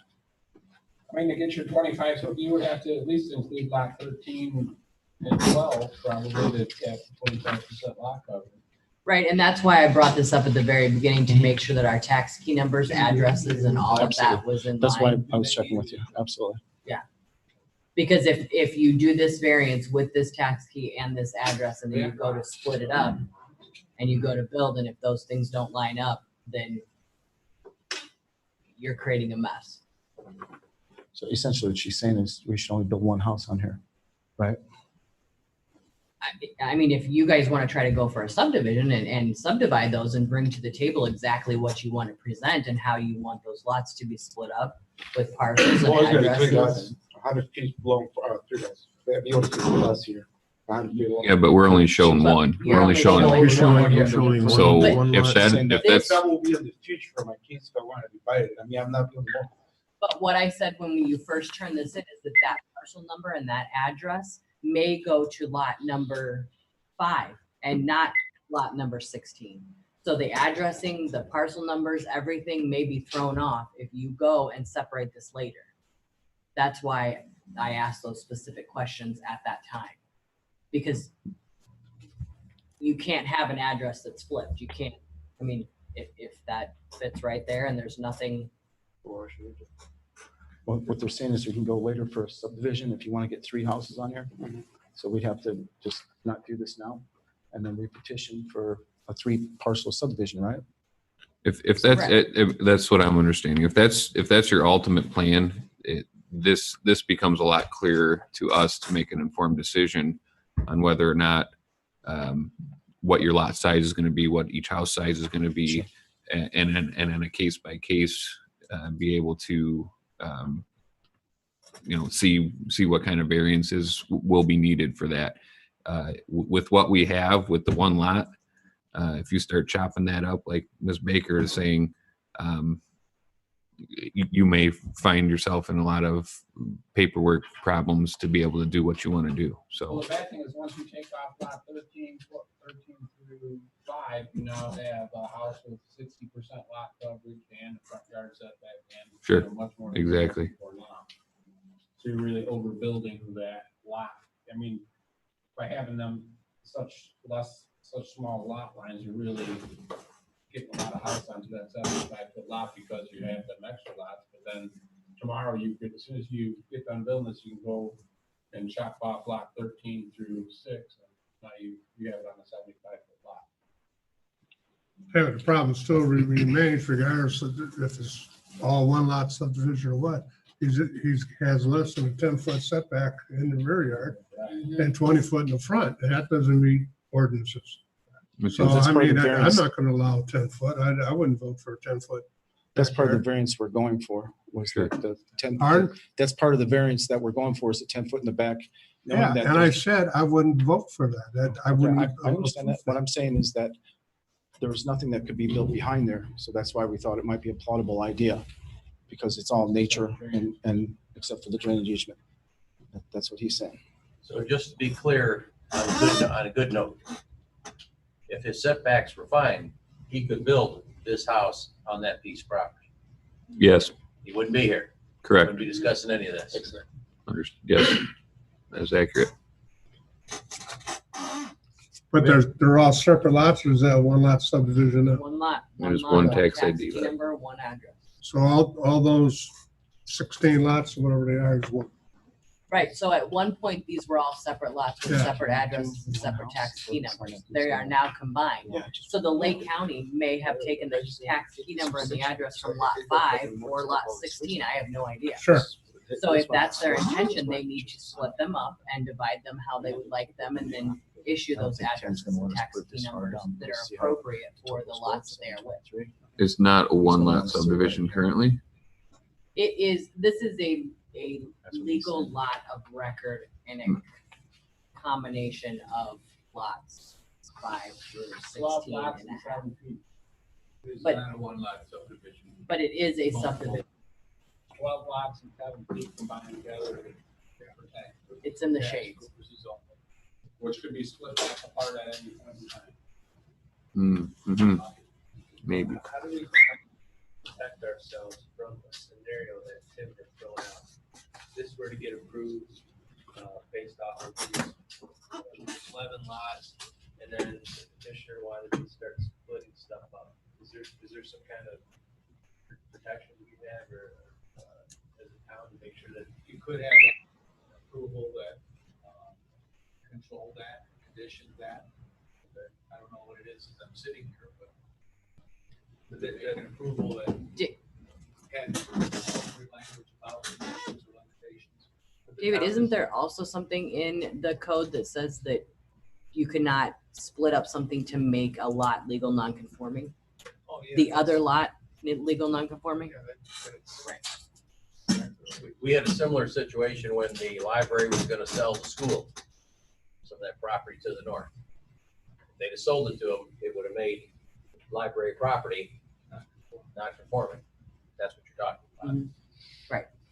Well, even if you split it 50-50, and then now that lot is not really legal non-conforming because it meets the lot coverage requirements, but is there some kind of procedure that a property owner has to go through to petition the town to allow that? To allow 2 lots instead of. Well, to allow the splitting up of these. No, they don't. No. No. They go- Back to what they were before. They go to the county and resplit, reorganize, remolecule the lots. You still have to go for a variance in front of you though, right? Depends on what the. If you build a house that requires a variance, Depends on what the house. correct. The house, make it a little wider. These, Little shallow. no matter, This house is coming with personal, they want this size. Yeah. no matter what, every house in this subdivision, unless given a waiver from the plan commission, will require a variance for a depth of the lot because it does not meet the 100-foot. Right. Yeah, Is exactly. it 120? It's 100 foot? 95. It's 95. Yeah, it doesn't They matter. have to have at least 3 of these to be able to build a house and meet that 5,000. Well, it's the depth that she's saying. Now to, it would have to be, What'd you say? oh, right. No. But even if. No. Especially next to They make 3 lots, they would still need a variance. They don't need to subdivide, they just need to split it back up into 300-foot property. That'd be good. I think your master plan is to do multiple properties, you probably should. But that's in the future. Right now, we try and concentrate on this house because we're talking about the rest of the houses, which we don't know what I'm gonna build. I mean, right now, we're here, the house that I want to build for me. You guys talking about something in the future that I don't even know if I'm gonna build a house or not. I mean, even if I build houses, it's gonna be there. I mean, the current, not, you know, they're not gonna be my houses. But right now, we're putting out the subject because we're here for my house, not for the other houses that I want to build in the future, which I don't know if I want to build. Right, we want to eliminate the possibility of you building another house on lot 13. 13 through 5. I mean, if If you this wanted is to build the, two houses, like 100 foot and 100 foot, I'm we thinking- knew that you had 200-foot parcels, or 300 and then 107, then Mhm. if, I think. No, I'm probably taking would be- 13, 14, 15, and 16. That's 100 feet, plus the same feet on the south side. right, so if we were doing it just as presented, like you're saying now, and you're not sure about the future, then maybe a different house plan that was longer and not quite so deep Something that would meet the fit better on variance, that lot. meet the criteria. Well, the reason I was gonna build another house that I bought a lot before this one, and the same thing, then the lots are too narrow, and I got this one, which was wider. And I ended up buying this lot because I couldn't fit the house that I wanted on the first lot, and I don't know if you remember the first lot, that I went to the town. So they ended up buying this one, trying to fit the house, that's why we're here, because I wanted a deeper house.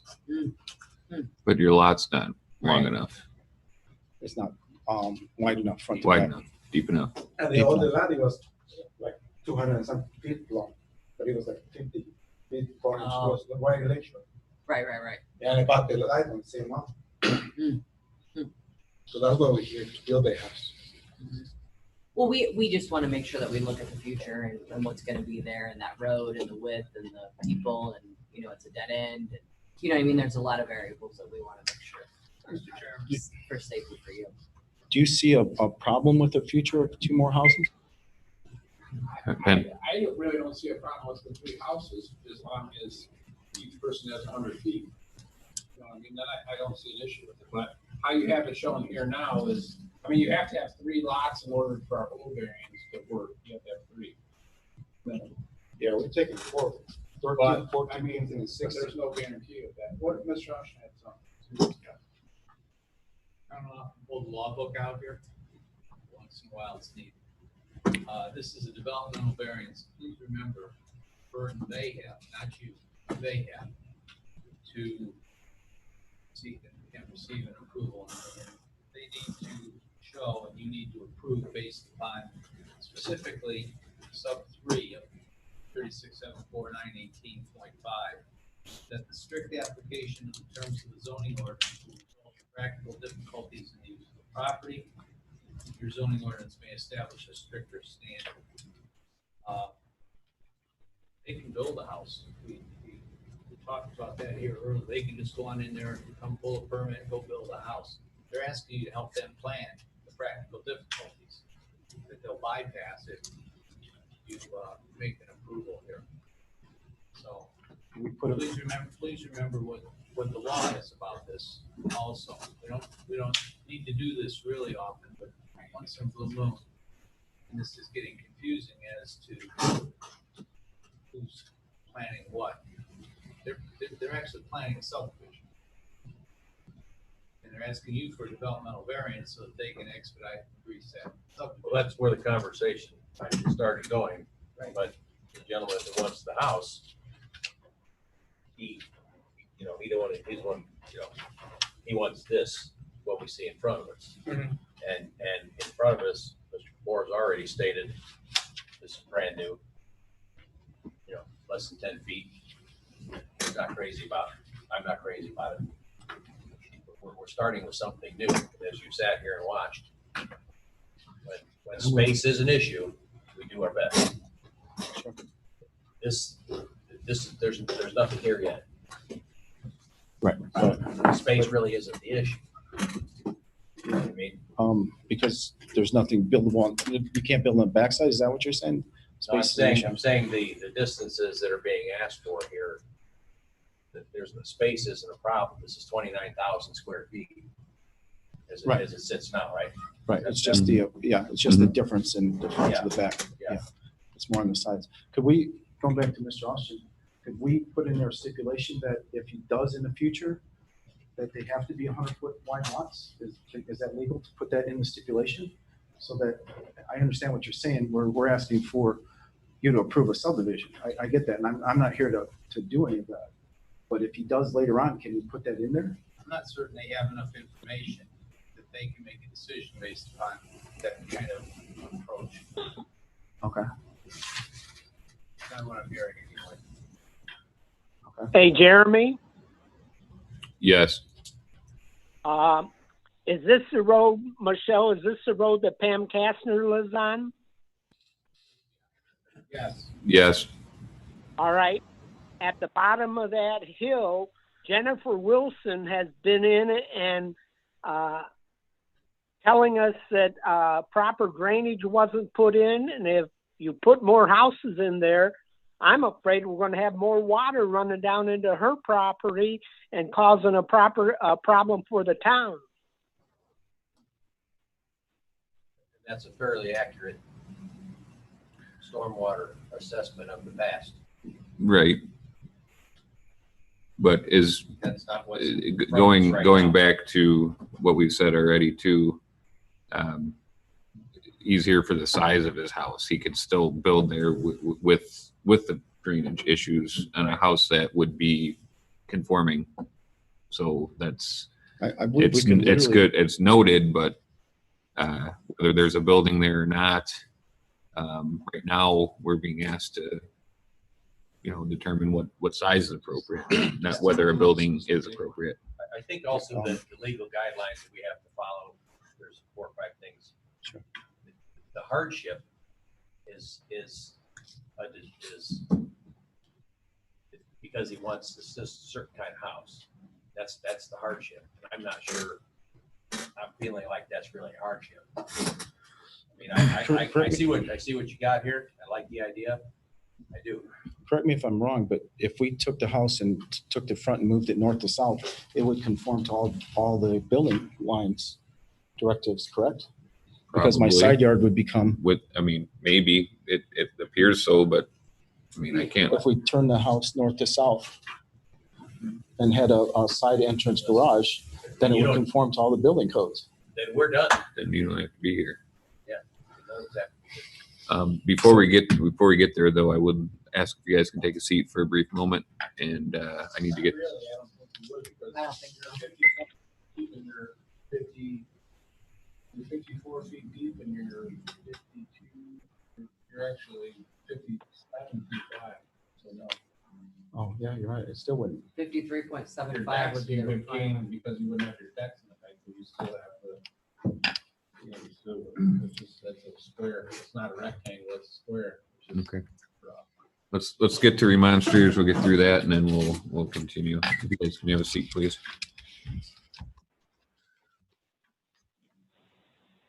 Are there any remonstrators here for or against this variance? Please come up, say your name and address for the record. Hi, my name is Steve Hamilton. I live at 12733 Wrightwood Street. I've had 3 new houses since I lived there 45 years, and I never had to have the variance for any of those. They've always set them back, and we've had no problems. I don't believe we should do that. I also know that at one time, Havenwood said they were going to run a jogging trail behind there. So I don't know if that's anything to do with that. And I also don't know if Havenwood will ever build back there, because actually there's a retention pond that they could probably move down the hill and put up new houses. So on the back side of it, I don't think they would be, if there's going to be houses back there, maybe it would cause a problem later on. So that's what I have to say. Thank you. Any other remonstrators for or against this variance? Any outside? I'm gonna say no, but I'm gonna look. I believe that you do have letters. I do. I'll get to those.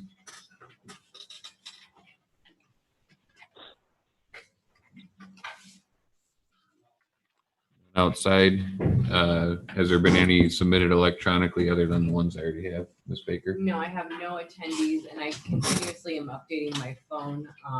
So if If something comes in, I'll ask one more time. I do have 2 letters that will be submitted into the record that I will read as remonstrance for this item. This will be from Pam Kastner, dated on Tuesday, June 9th. Regarding 127 Wrightwood Street. It is my concern for the safety of the residents on Wrightwood Street. The road is not wide enough for 2 cars to pass each other without one of them going off the road as a courtesy to let the other go by part of a person's yard. Our garbage truck has to back up the street. Wrightwood is not a through street, nor does it have a place for a truck to turn around. When backing out of our driveways, the street is taken up and then some, putting children near the road at risk. I think this would add to the already restricted safety of our road access and the safety of our families, children, and visiting friends. Keeping the residents and newest family residents as safe as possible, I believe this would not be a good idea to build closer to the road than the variance already requires. I do understand Mr. Farfan is also planning to build another home besides this, and he questioned about the third. Signed sincerely, Robert and Pam Kastner. Second remonstrance was submitted as well by Keith Erickson of 12717 Wrightwood Street.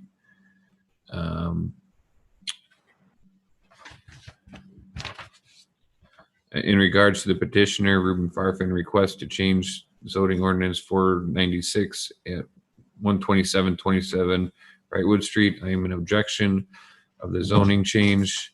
This hearing is set for June 11th, but I will not show up on the general hearing agenda. A response to my email is appreciated. Accepting the objection. Thank you. Signed, Keith Erickson. Ms. Baker, has there been anything else come in? No, sir, and my phone did finally get internet, so I mean, it's updating. Okay. Any other remonstrators for or against this variance? Seeing and hearing none, the public portion of this item is closed. We can have the petitioners come back up, please.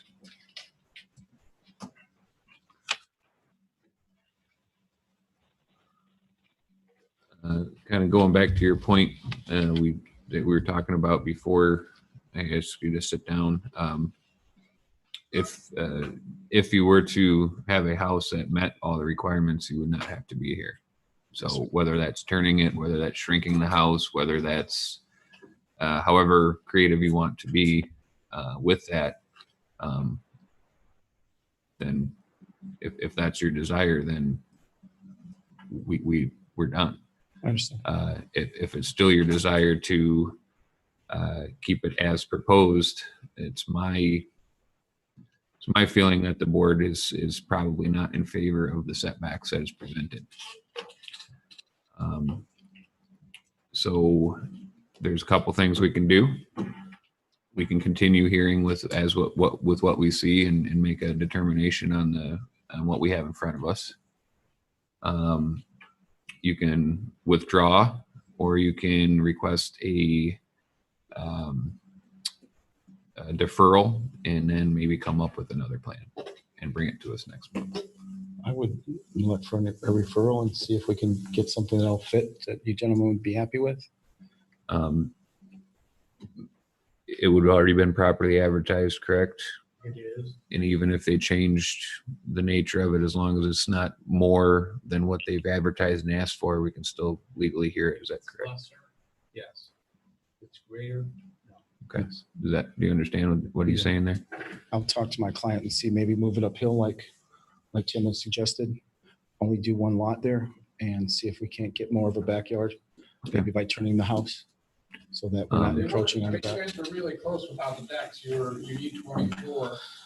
Pretty much just a deck, but we asked it. You have 21.6, so you're basically like 10 feet, you know, I think the decks, I mean, I think that, I don't know how you guys feel about the decks in the backyard, but he's close, the house is close to the rear yard. I mean, and Havenwood and all along those places where we have that dead land in the back. I mean, there's quite a lot of, you know, just a deck, but not, I mean, thinking of a house being 9 feet off the back property line is one thing, but a deck is deck, but I don't know how you guys feel about that, but I'd like you to tell them now. Right. I was going to ask if there's any other, from board discussion, any other items you would like the petitioner to investigate or come with answers. Well, because I'm familiar with the area and people on paper, the gentleman here are familiar with the area. Squeezing more into a space that's already challenging. It's not good for anybody. And it doesn't, I don't think we have to, to this extent at least, because I mean, we do have an opportunity and an obligation to make that happen to the best of our ability. Is there a way of showing that we're just going to put one house there, maybe move it up to the middle, bunch the idea of the kids living there? I mean, it'd be a real hardship for him to lose 2 lots in Cedar Lake. He really wants to live here. And then I can work with Tim, Michelle, and make sure that everything follows to what you guys' guidelines are. The only real variance. Ultimately, correct me if I'm wrong, anyone, if you come back with something that fits, you don't have to come back. But the real problem is the backyard. Like you said, 24 foot, we're at 21 minus the decks.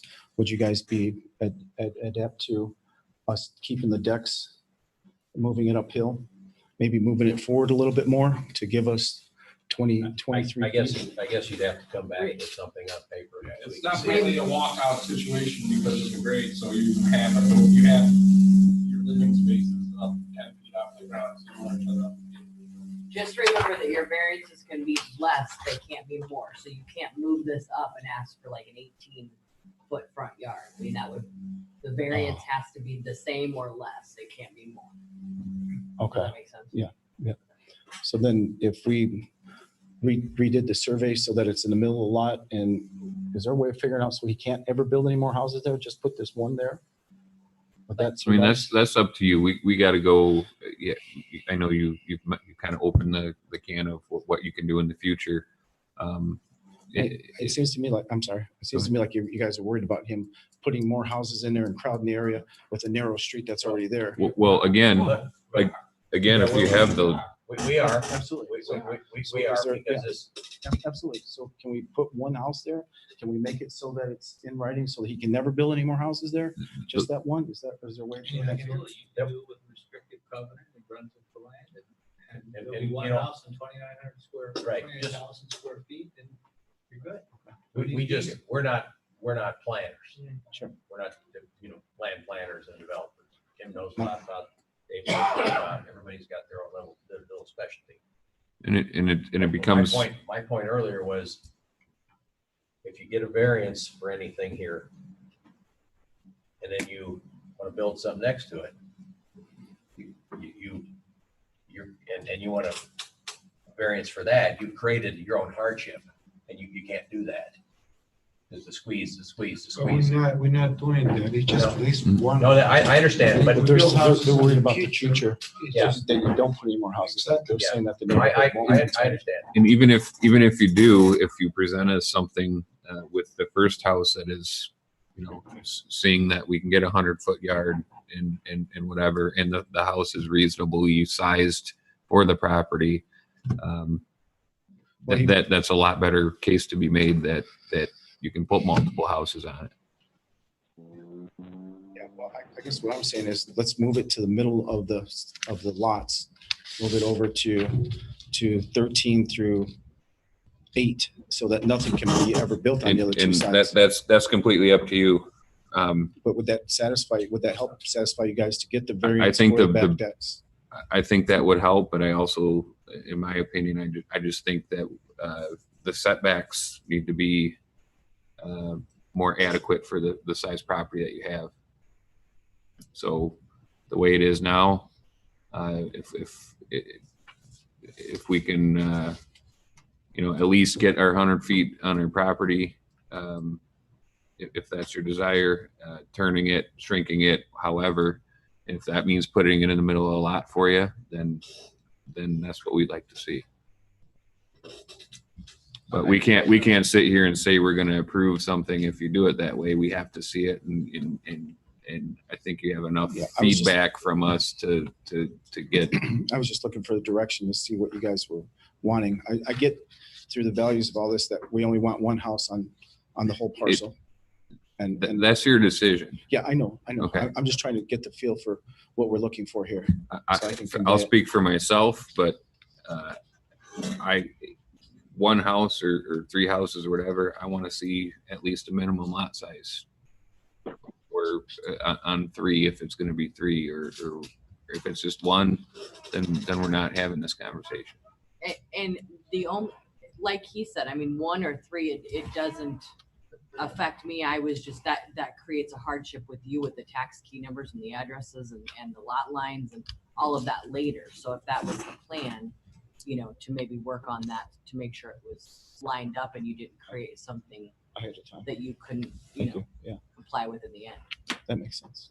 I think the concern, though, there's a piece of this that I'm thinking about.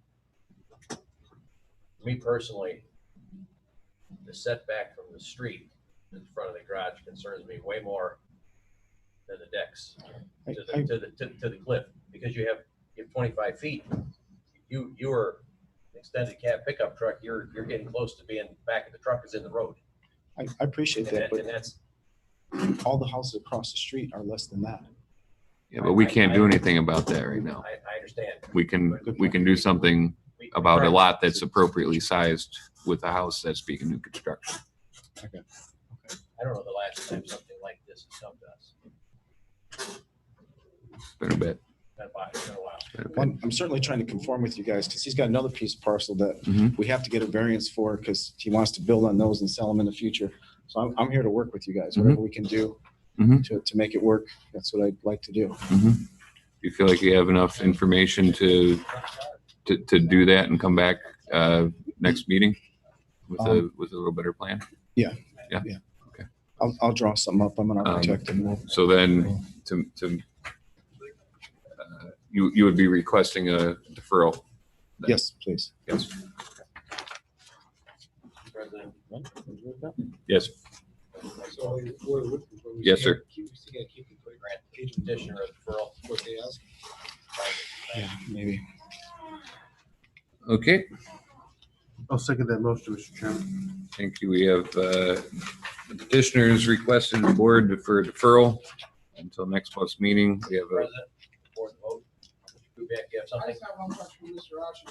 If we meet, we'll obviously meet with these guys for the next month, but if they bring back a document that says that 4 or 5 or however many lots or all lots will be, say, combined for eternity, or what would they need to, what kind of document would be needed to lay that to? Control of the parcel would be by a restricted covenant, a declaration, some sort of covenant that would run with the land. Something that would need to be made enforceable by the town of Cedar Lake.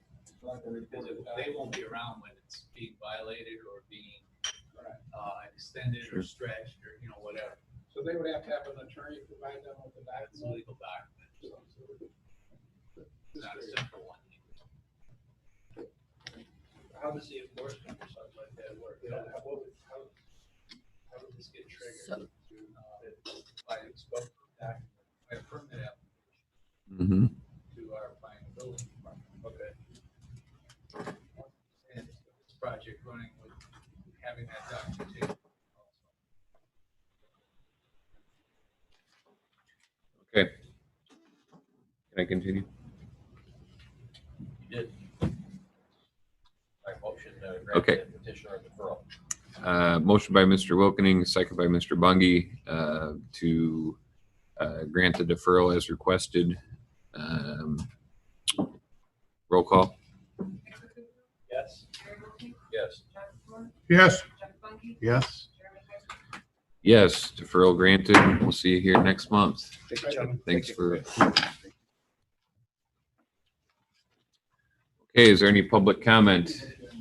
Any public comment? Any public comments? Seeing none, need a motion to adjourn. We can't, I don't think we can do that yet. You can just go ahead and adjourn the meeting without a vote. We're not gonna do that right now because we got a letter that I'm supposed to read. Oh, okay. But I've always taken a vote, so I'm gonna continue to take a vote. What did I do with that? Letter. Oh, here it is. I got it. I got it. So under public comment, we have a correspondence to Mr. Kubiak from Nancy Healy with a. If I read the back first.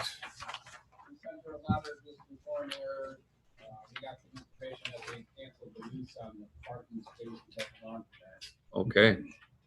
So I sent the letter to her asking to verify where the parking spaces are located. And this is what we got in return today. Okay. So yeah, it looks like the town sent her a letter based on some information about the parking, and Ms. Healy responded to Mr. Kubiak on June 5th, 2020.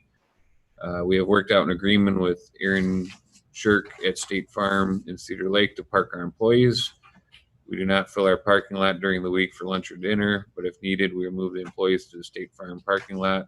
All employees have been notified and are aware they are required to park at State Farm 5 to close. State Farm closes at 5 o'clock and are closed both on Saturday and Sunday. And that's signed sincerely, Nancy Healy. Is that adequate? Well, if you read the agreement, if you read your guys' stipulations on the recommendation you made, I don't feel that it's adequate to what you guys do.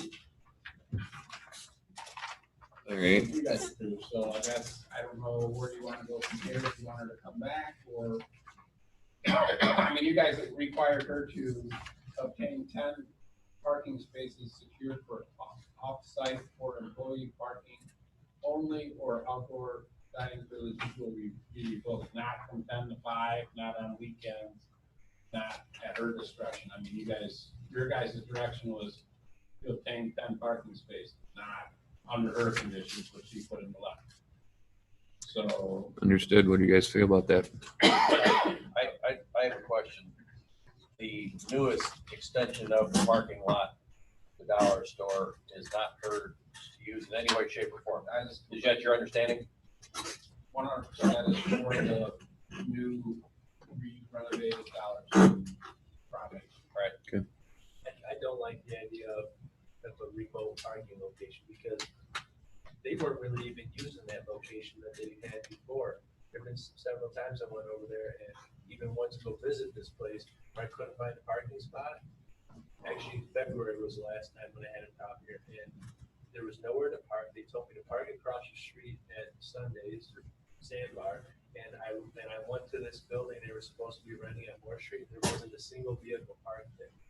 So I think that I was brought to my attention that after the variance, they brought in their contract to rent the parking lot space. That's included in here. Yeah, that was brought to my attention that as soon as the variance was approved, they canceled because they don't need it. And this was the rental for the old laundromat. Correct. So, but let's be clear, our stipulations, as Tim said, was 10 parking spaces were to be secured off-site for employee parking only, or outdoor dining privilege will be revoked.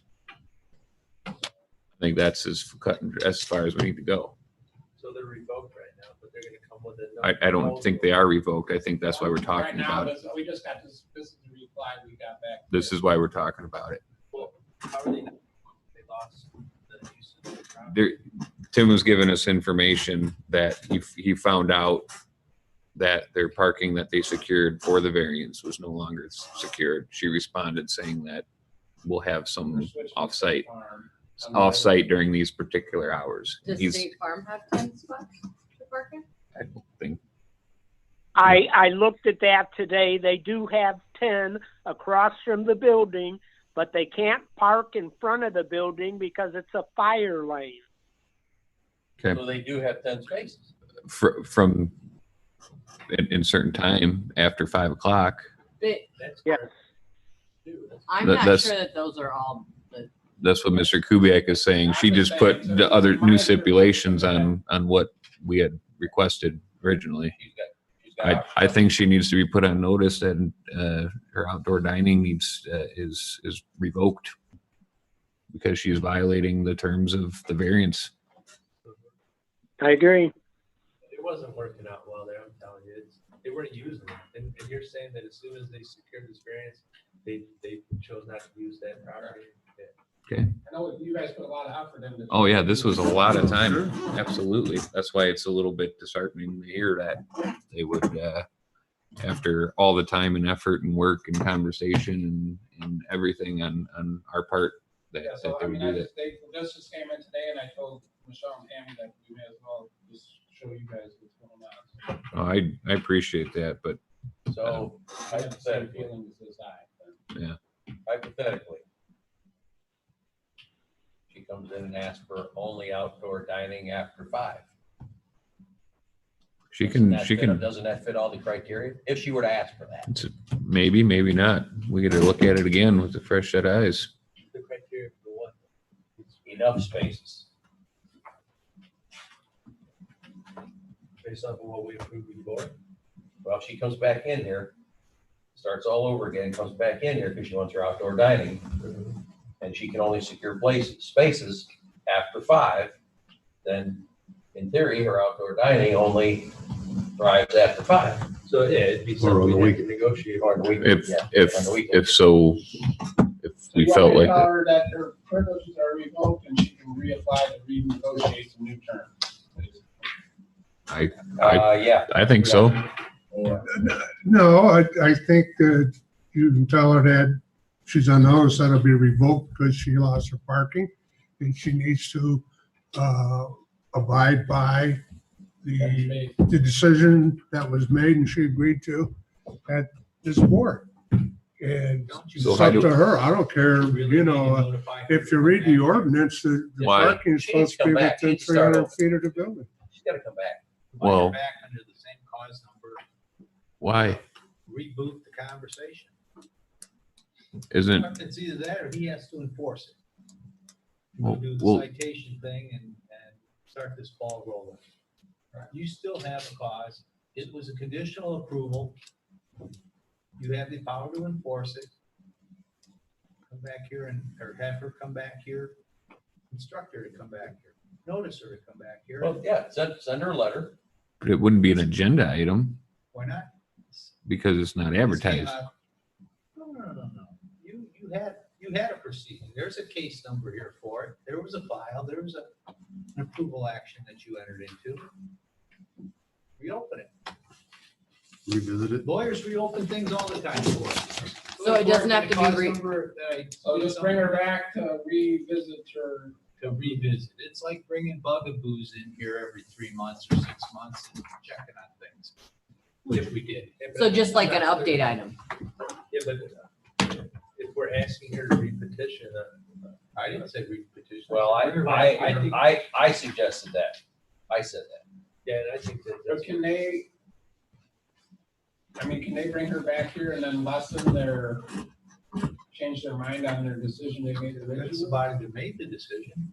They're like judges. They're But I mean, now judicial. you're changing the mind, they're changing their mind without notifying the surrounding property owners that we're all here. No, they're dealing with the situation. They're dealing with a violation, a breach of agreement. Yes, but their new plan needs to be notified. Well, if there's a There's- plan- there's each No, one. I think Dave's got a real good point there. Breach of our conditions. That's what you Yes, but if they're changing she's not gonna go follow the old plan. She has a new plan. So now those people need to be notified. I don't disagree with that, but the start is, let's say, bring her back. So in the meantime, no outdoor dining though, right? Needs to notice her. Yeah, you need to notice her. Did she get a stern talking to, and then she's got to No, she like, needs to doc- she needs like to I don't understand. Like, so she's gonna come back, and we're gonna, you know, pretty much say, hey, these were the conditions, reasonable conditions we put on your variance. You're in violation of them. Happens all the time in court, order to show cause, come on in and explain why you Mhm. didn't do something you were supposed to do, or you were ordered. to But do then what you didn't do, or- at the point where she says, well, what if I do this? What if I do that? We say, well, we should re-advertise and we'll talk about it. Maybe not, maybe it's still within the scope of what you. But it's Okay, a new, but it's a new plan, so it should Right, be no, re-advertised. no, so if Tim's gonna already tell her that she has to stop and that she has to come back here, Yes. she might as well get a plan and re-advertise Yes. because we've already told her and she has to So re-advertise. let me be the devil's advocate to that. There's a proceeding in this book that allows administrative appeals to be taken. Now, we don't have a process for administrative appeals, but it's in the statute, so you have jurisdiction over administrative appeals. So she gets Tim's notice and says, well, I'm gonna appeal this thing.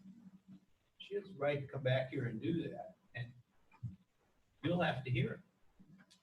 There's no public hearing notice for that. Got it. Okay. But when she originally opened, she did not have seating capacity. I believe there was a variance given on that. Maybe so. She does have multiple variances.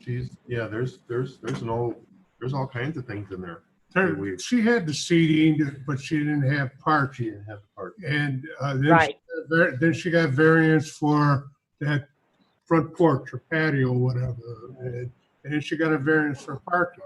My feelings on this parking is that if we didn't say we're granting you outside dining as long as you park at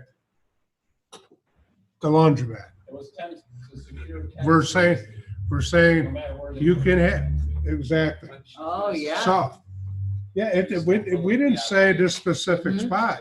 So I think if Tim sends her a notice, all she has to do is either come back here or come in with 10 parking places that She does not is have Agreed. that is available during the hours of operation of her business. That's a form of appeal for which you have jurisdiction. That's what we have Issue the to notice, you address. trigger it. And can we also, I mean, how did you run across this, Mr. Kubiak?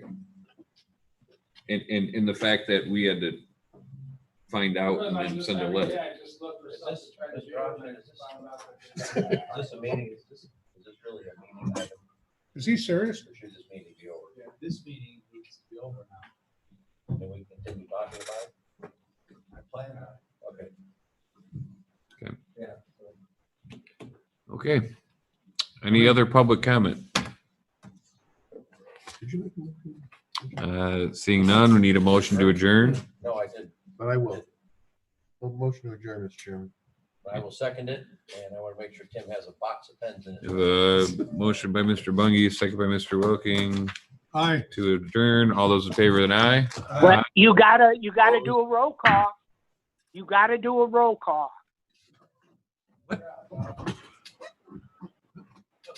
Right, David? Can you hear me?